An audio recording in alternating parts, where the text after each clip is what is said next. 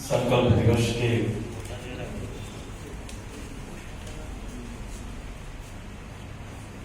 इस अवसर पर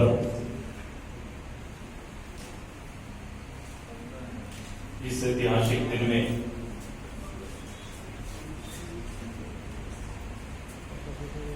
मैं आज पार्टी के प्रधान कार्यालय के इस मंच से हमारे साथ इस मंच में उपस्थित पार्टी के वरीय उपाध्यक्ष और आदरणीय गिरिडीह के सांसद आदरणीय सीपी चौधरी जी का हार्दिक स्वागत करते हैं। मंच में हमारे साथ पार्टी के महासचिव पूर्व मंत्री आदरणीय रामचंद्र सहस जी का अभिनंदन, पार्टी के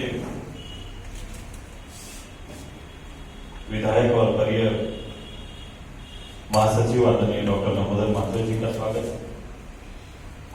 मंच में बुद्धिजीवी मंच के अध्यक्ष आदरणीय पवन सिंह मुंडा जी का स्वागत करते हैं। मंच में महिला अध्यक्ष श्रीमती वायलेट कच्छप जी का स्वागत करते हैं। झारखंड आंदोलन की कल्पनाओं को बल देने वाले पार्टी के प्रवक्ता डॉक्टर देवशरण भगत जी, हसन अंसारी जी, राजेंद्र मेहता जी और आप सभी सम्मानित साथियों का, क्योंकि आज सीधे तौर पर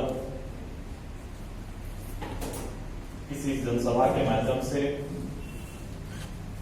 प्रदेश भर के सभी पदाधिकारी, कार्यकर्ता, समर्थक या आम जन को संबोधन नहीं हो पा रहा है। हमने अपने संबोधन का माध्यम तकनीक को, सूचना तकनीक को बनाया, मीडिया को बनाया और इसके माध्यम से इस 22 जून के महत्व को और 22 जून को संकल्प दिवस के रूप में इस घोषणा के तात्पर्य को अपने शब्दों के आधार पर आप तक पहुंचने का, पार्टी के विचार को आप तक पहुंचाने की कोशिश। मैं सर्वप्रथम झारखंड आंदोलन के पूरे क्रम में झारखंड की कल्पनाओं पर शहादत देने वाले सभी वीर सपूतों का हृदय से श्रद्धांजलि अर्पित करता हूं। उन सभी साथियों का भी आभार व्यक्त करता हूं जिन लोगों ने समय समय पर इस कल्पना को अपने योगदान के माध्यम से बल देने का प्रयास किया है। आज मैं इसी मंच को आधार बनाकर देश के उन वीर सपूतों को भी संगठन की ओर से और अपने ओर से श्रद्धांजलि अर्पित करता हूं। लद्दाख की गलवान घाटी में जो 20 पुत्र शहीद हुए हैं और लगातार कश्मीर आसपास की घाटियों में जो देश की सुरक्षा, इस माटी की सुरक्षा को लेकर शहीद हो रहे हैं, उनके प्रति भी सच्ची श्रद्धांजलि अर्पित करता हूं। आज इस दिन के महत्व को कुछ शब्दों में केवल आप तक पहुंचाना चाहेंगे। भारत के मानचित्र में, भारत के लोकतंत्र में ये फर्क पैदा करने वाला यह दिन है, अंतर पैदा करने वाला यह दिन है जब संयुक्त बिहार के इस झारखंड प्रदेश में नौजवानों ने झारखंड की भावी कल्पना को मूल स्वरूप में स्थापित करने के लिए एक जोखिम भरा आंदोलन को सहज से नेतृत्व देने का संकल्प लिया था और इसका परिणाम मैंने कहा कि भारत के मानचित्र में और भारत के लोकतंत्र और पूरी व्यवस्था में फर्क पैदा किया। ये संघर्ष ने संयुक्त बिहार के इस भूभाग को एक नए प्रदेश के रूप में सृजित करने में अपनी भूमिका अदा की। वहीं राज्य गठन के साथ साथ भारत के लोकतांत्रिक व्यवस्था में एक नए नाम, एक नई संस्था का जन्म दिया। आज उसी प्रदेश में फिर से खड़ा होकर न केवल उन यादों को ताजा करने का वक्त है, बल्कि बैठकर चिंतन करने का समय है कि शहीदों की चिता के चिंतन को क्या आज हम उसूल में बदल पाए हैं कि नहीं बदल पाए हैं? अगर नहीं बदल पाए हैं तो यही आज के दिन का संकल्प है। ये सपना अधूरा है, लड़ाई अधूरा है, समर शेष है। आज निश्चित रूप से विश्वव्यापी संक्रमण के दौर से हम सभी गुजर रहे हैं, तो इसको केवल संक्रमण काल नहीं मानेंगे, इसको एक चेतावनी भी हम मानते हैं। और इस चेतावनी से पूरे व्यापक रूप से भारत और विश्व के सामने, हमारे प्रदेश के सामने कई तरह के विषय को खड़ा किया है कि आज के समय में निश्चित रूप से हमारे जीने का अंदाज बदला है। हमारे लाखों प्रवासी भाई जो आजीविका के लिए विभिन्न प्रदेशों में, देशों में जाकर रोजी रोटी के लिए, अपने जीवन अर्जन के लिए, उपार्जन के लिए जो लोग वहां जाकर सेवा देते थे, बड़े तादाद में उनकी घर वापसी हुई। हम इस प्रदेश के परिधि के अंदर चिंतन प्रारंभ करें और देश को सामने रखें। इस पूरे भारत के लोकतंत्र में नेतृत्व करने वाले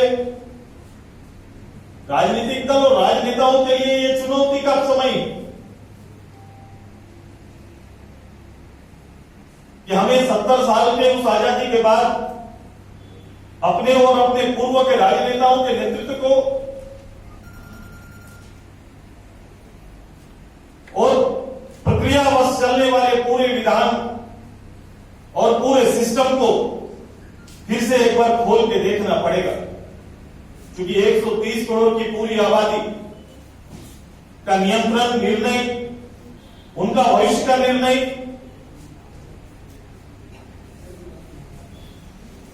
भारत के सबसे बड़े लोकतंत्र के नेतृत्व के माध्यम से संभव होता है। इसके प्रदेशवार अलग अलग प्रदेश का नेतृत्व भी अलग अलग राजनेताओं के हाथों में होता है।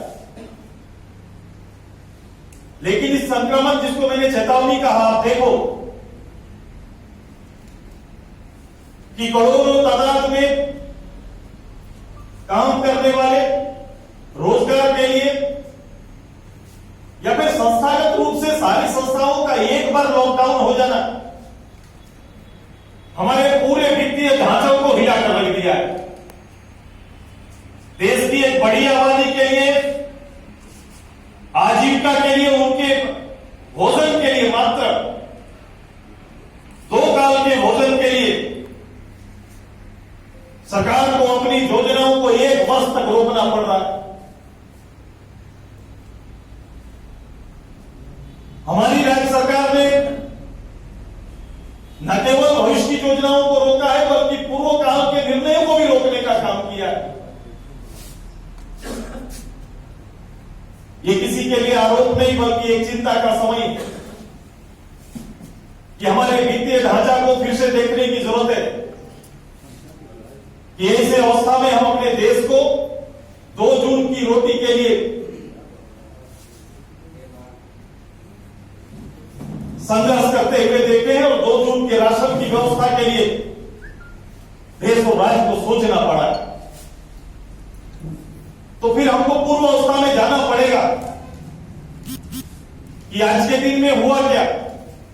विश्व की गति के साथ चलने का निर्णय तो हमने लिया, विश्व के स्पर्धाओं में तो हमने भाग लिया, लेकिन स्पर्धाओं में भाग लेने से हमारे जमा पूंजी पे जो फर्क पड़ा है उसको मूल्यांकन करना होगा। हमने इस स्पर्धाओं में भाग लेने के लिए निजी कंपनियों को बल दिया, प्राइवेट लिमिटेड कंपनी को हम लोग ने बल दिया, सरकारी संस्थाओं पर विश्वास घटा है और सरकारी संस्थाओं पे विश्वास घटने का फर्क यह हुआ कि पूरे देश भर में आप देखेंगे कि प्राइवेट लिमिटेड कंपनी निजी कंपनियों के हाथ में आज देश से ज्यादा संपत्ति हो गया है। देश की मूल जमा पूंजी देश के 20 घरानों तक सीमित हो गई है, 10 घरानों तक सीमित हो गई है और अंततः देश को और राज्यों को इस अकाल परिस्थिति से इससे निपटने के लिए सहयोग मांगना पड़ा। आपके द्वारा निर्मित कंपनी, आपके सहयोग से तैयार कंपनी के आगे हाथ फैलाना पड़ा कि आप सहयोग दो, चूंकि देश में संकट आया है, राज्य में संकट आया है।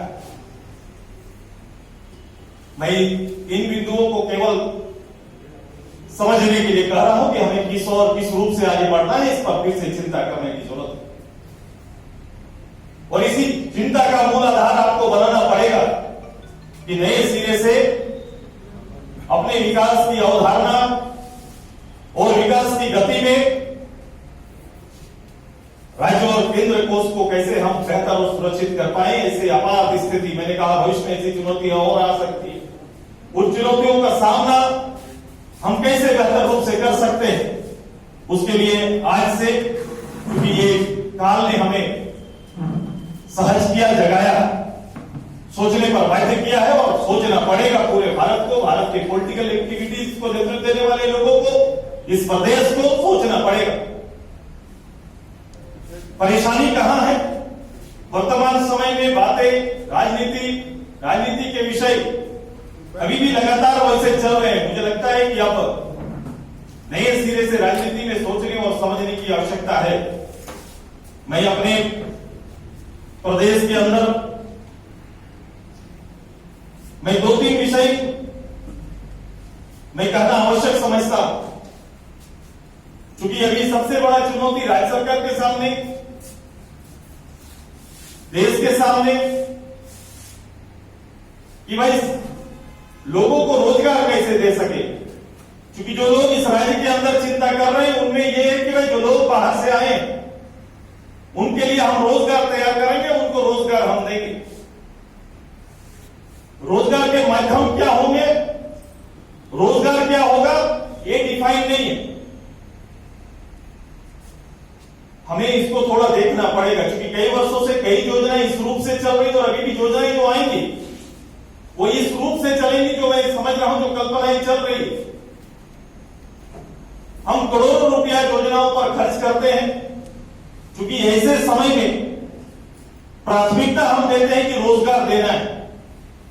मैं ये समझता हूं कि रोजगार के साथ साथ, क्योंकि मनरेगा एक बड़ा स्कीम, मनरेगा हमारे यहां काम करता है, स्कीम को नाम लेने का स्कीम का मूलतः उद्देश्य होता है, स्कीम के नाम बदल सकते हैं, थोड़ा योजनाएं बदल सकती है।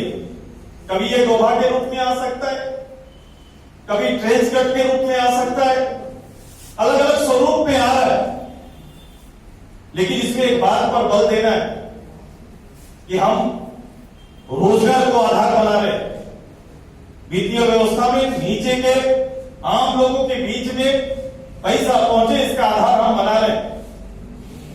लेकिन उसी बीच में देखिए कि उनके हाथ तक जाने के लिए 8 घंटा का श्रम तय करते हैं हम कि 8 घंटा का श्रम आपका तय होता है, 8 घंटा आप मेहनत करते हैं।